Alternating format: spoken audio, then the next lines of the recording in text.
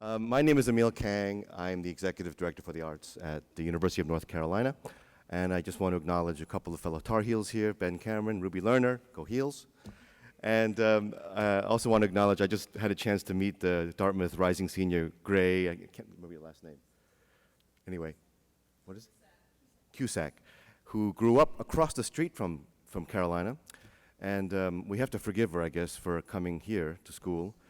I guess it could have been worse. She could have gone to Duke. But it's been a great pleasure to meet you, Gray. And I'm really thrilled that Jeff, you and the staff here are actually including students in this conversation. For me, that's always the best part of my job. We have a program in Chapel Hill that's about 5 years old. And through that program, we manage three spaces. And I just want to invoke again Robert Long, mentioned by Duncan Webb, who said that Chapel Hill should be the Performing Arts Center, doesn't need a Performing Arts Center. We don't have a modern Performing Arts Center like many of you do, including my beach-going friend here. We have these three historic venues that we have to operate in. And for us, we don't have the staff, we don't have the shops, and yet for us, creation of new work is still a critical part of what we do. And I guess part of what I wanted to tell you today was a bit about how we do that and why we do that. I think it's clear to everyone that no matter what you do, you can't build a perfect building, right? We all know that. Everything you build in a new building is based upon the past. So how does that actually help you predict the future? I don't think we can accurately do that. I also think it's kind of like trying to raise the perfect child. It's impossible, right? No matter how much planning, how much money, how much whatever you put in, it's never going to be right. I have a 7-year-old daughter, and just yesterday, she was kicked out of art camp. You know, part of me is very proud, and part of me is not. But you know, all the money in the world is not going to make a perfect child, and it won't make a perfect performing arts center as well.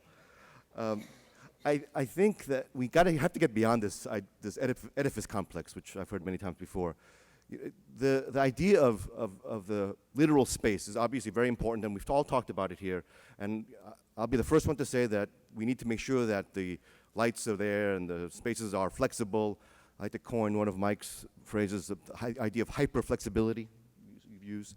And that's all well and good, but I want to talk more about the figurative space. I think it's really important that we don't forget that it's about the art making itself, and that what we do as presenters in particular is invest in artists, whether they're student artists, faculty artists, visiting artists. And for me, that has nothing to do with space. That's simply about the relationships you have with artists.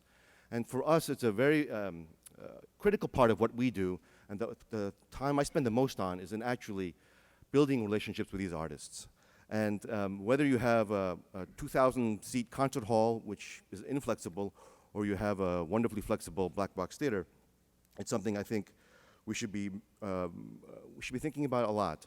And I hope, Jeff and everyone at the Hopkins Center, that you think about not just the actual how the building will look, but how you actually will support the programming you need in it. And I hope that in this conversation during the symposium and going forward, that there is a real strong discussion about financial resources required to really achieve your mission.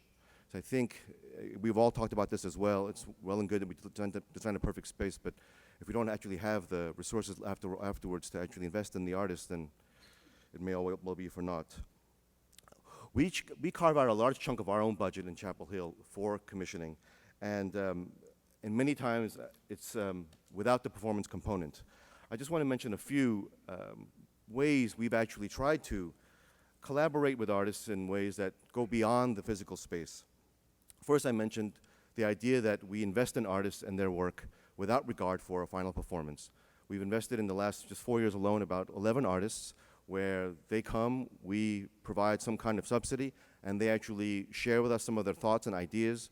Hopefully we can give feedback on some of their thinking, and then they just go off, and we probably may never hear from them again. A lot of times we find our names credited in a byline later on a program, but it's not part of why we do it.